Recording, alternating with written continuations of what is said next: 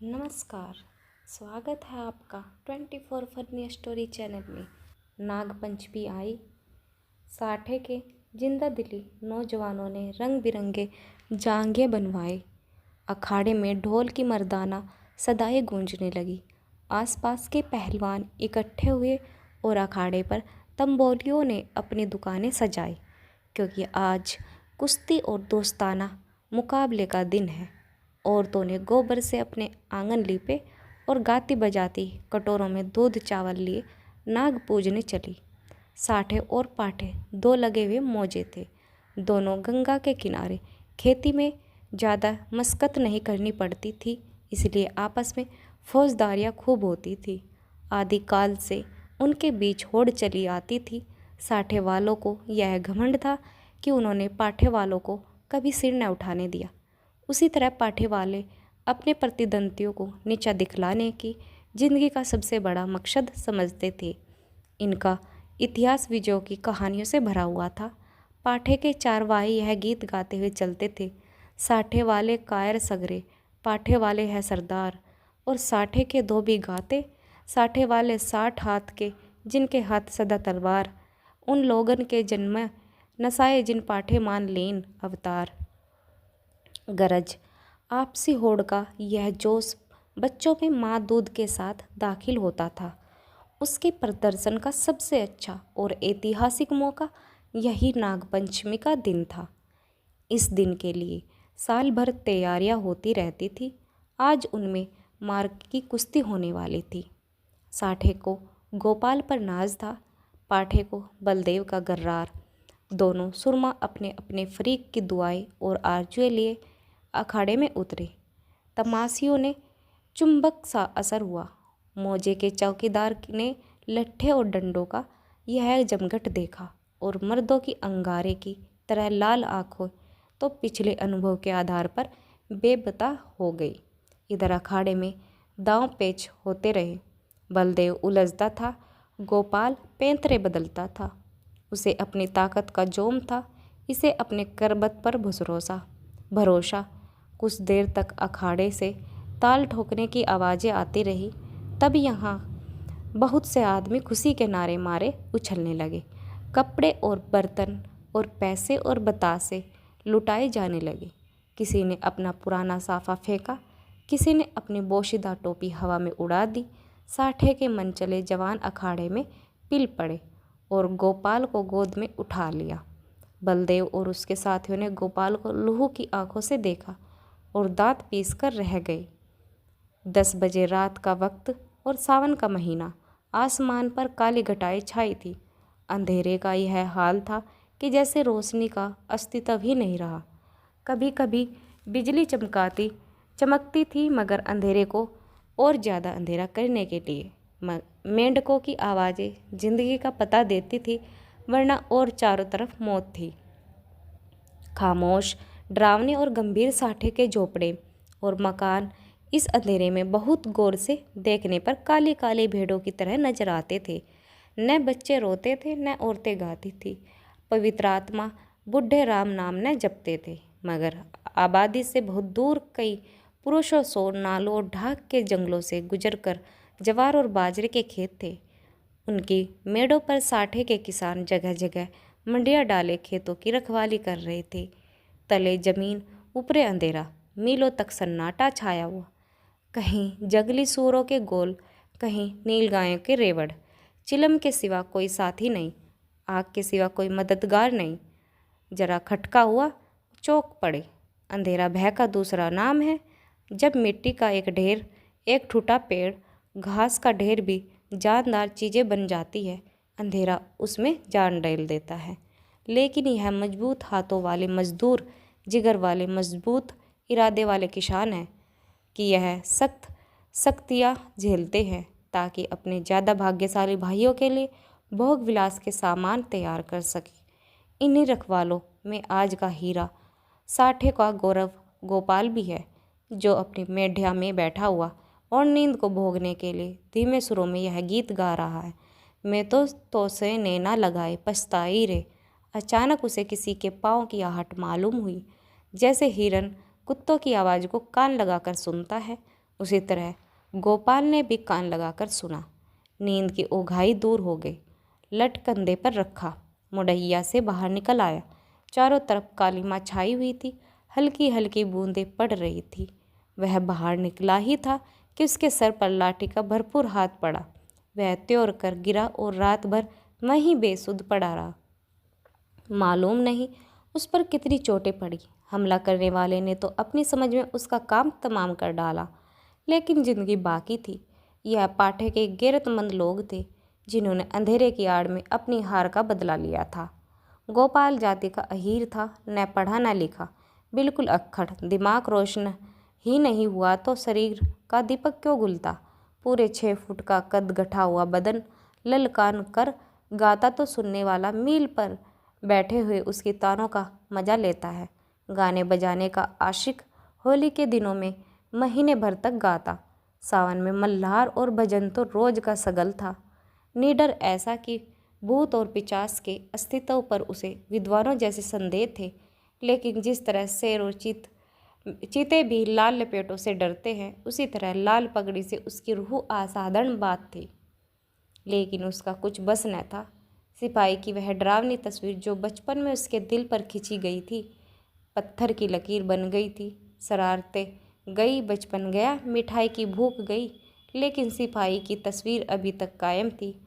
आज उसके दरवाजे पर लाल पगड़ी वाले की एक फौज जमा थी, लेकिन गोपाल जख्मों से चूर, दर्द से बेचैन होने पर अपने मकान के अंधेरे कोने में छिपा हुआ बैठा था। नंबरदार और मुखिया पटवारी चौकीदार रौब खाए हुए ढंग से खड़े दरोगा की खुशामद कर रहे थे।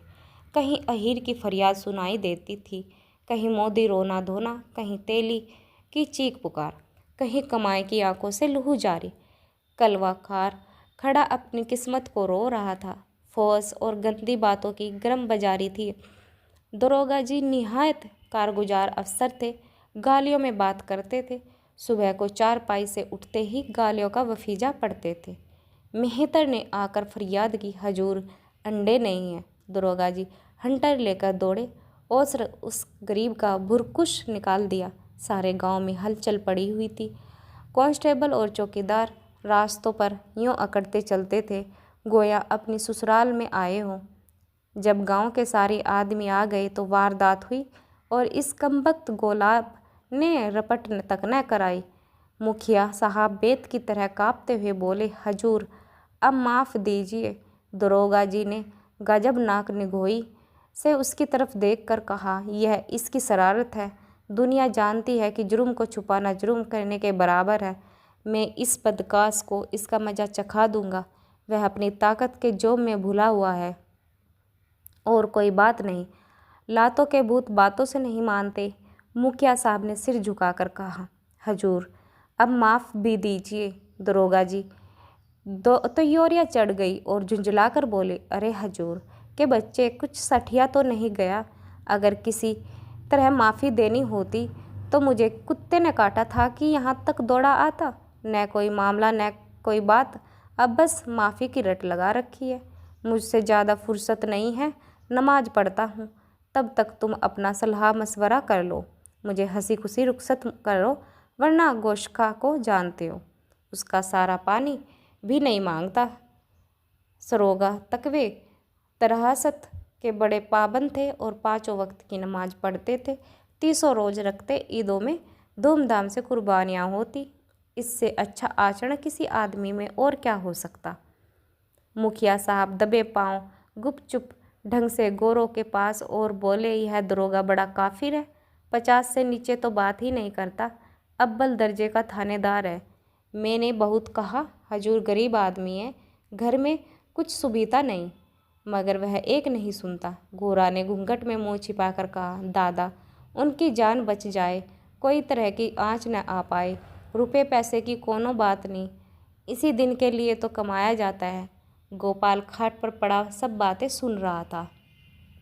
अब उससे न रहा गया। लकड़ी गांठ ही पर टूटती है। जो गुनाह किया नहीं वह दबता है, मगर कुचला नहीं जा सकता। वह जोश से उठ बैठा और बोला, 50 रुपये की कौन कहे, मैं 50 कौड़ियाँ भी न दूंगा। कोई गदर है? मैंने कसूर क्या किया? मुखिया का चेहरा फक हो गया। बड़प्पन के स्वर में बोले, धीरे बोलो, कहीं सुन न ले तो गजब हो जाए। लेकिन गोपाल बिफरा हुआ था। अकड़ कर बोला, मैं एक कौड़ी भी नहीं दूंगा, देखे कौन मेरी फांसी लगा देगा। गोरा ने बहलाने के स्वर में कहा, अच्छा, जब मैं तुमसे रुपए मांगता तो मत देना। यह कहकर गोरा ने, जो इस वक्त लौंडी की बजाय रानी बनी हुई थी, छप्पर के एक कोने में से रुपयों की एक पोटली निकाली और मुखिया के हाथ में रख दी। गोपाल दांत पीसकर उठा, लेकिन मुखिया साहब फौरन से पहले सरक गई। दरोगा जी ने गोपाल की बातें सुन ली थी और दुआ कर रहे थे कि ए खुदा, इस परदूत के दिल को पलट। इतने में मुखिया ने बाहर आकर 25 रुपये की पोटली दिखाई। 25 रुपये रास्ते ही में गायब हो गए थे। दरोगा जी ने खुदा का शुक्र किया, दुआ सुनी गई। रुपया जेब में रखा और रसद पहुंचाने वालों की भीड़ को रोनते हुए बिलबिलाते छोड़कर हवा हो गए। मोदी का गला घुट गया। कसाई के गले पर छुरी फिर गई। तेली पिस गया। मुखिया साहब ने गोपाल की गर्दन पर एहसान रखकर गोया सरद रसद के दाम गिरहर से दिए। गांव में सुर्ख हो गया, प्रतिष्ठा बढ़ गई। इधर गोपाल ने गोरा की खूब खबर ली। गांव में रात भर यही चर्चा रही। गोपाल बहुत बचा, इसका सेहरा मुखिया के सिर था। बड़ी विपत्ति आई थी, वह टल गई। पितरों ने, दीवान हरदौल ने, नींग तेल वाली देवी ने, तालाब के किनारे वाली सती ने गोपाल की रक्षा की। यह उन्हीं का प्रताप था। देवी की पूजा होनी जरूरी थी। सत्यनारायण की कथा भी लाजमी हो गई। फिर सुबह हुई, लेकिन गोपाल के दरवाजे पर आज लाल पगड़ी के बजाय लाल साड़ियों का जमघट था। गोरा आज पूजा करने जाती थी और गांव की औरतें उसका साथ देने आई थी। उसका घर सौंधी सौंधी मिट्टी की खुशबू से महक रहा था, जो खस और गुलाब से कम मोहक न थी। औरतें सुहाने गीत गा रही थी, बच्चे खुश हो रहे थे। दौड़ते हुए देवी के चबूतरे पर उसने मिट्टी का हाथी चढ़ाया, सती की मांग में सिंदूर डाला, दीवान साहब को बतासे और हलवा खिलाया। हनुमान जी को लड्डू से ज़्यादा प्रेम है, उन्हें लड्डू चढ़ाए। तब गाती बजाती घर को आई और सत्यनारायण की कथा की तैयारियां होने लगी। मालिन फूल के हार, केले की साखें और बंदर वाले लाए। कुम्हार नए नए दिए और हांडियाँ दे गया। बारी हरे ढाक के पत्तल और दाने रख गया। कहार ने आकर मटकों में पानी भरा। बढ़ई ने आकर गोपाल और गोरा के लिए 2 नई नई पीढ़ियाँ बनवाई। नाई ने आंगन लिपा और चौका बनाई। दरवाजे पर बंदरवार बांध दिए गए। आंगन में केले की साखें गड़ गई। पंडित जी के लिए सिंहासन सज गया।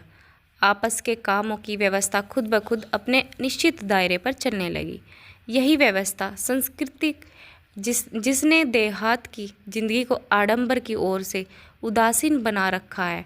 लेकिन अफसोस है कि अब ऊंचे नीचे की बेमतलब और बहुधा कैदों ने इन आपसी कर्तव्यों का सौहार्द सहयोग के पद से हटाकर उन पर अपमान और निष्ठा का दाग लगा दिया।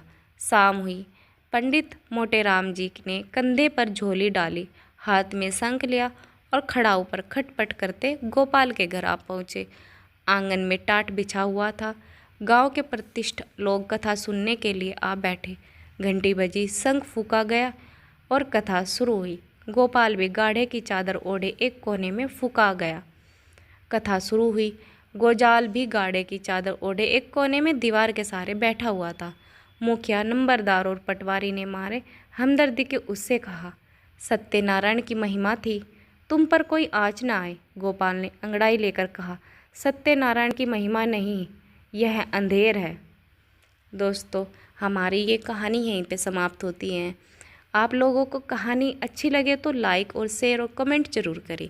चैनल को सब्सक्राइब करना न भूलें। साथ में बेल आइकन जरूर दबाएं, जिससे कि आपको हमारी आने वाली वीडियो का नोटिफिकेशन जल्द से जल्द मिल सके। कहानी सुनने के लिए आप लोगों का बहुत बहुत धन्यवाद।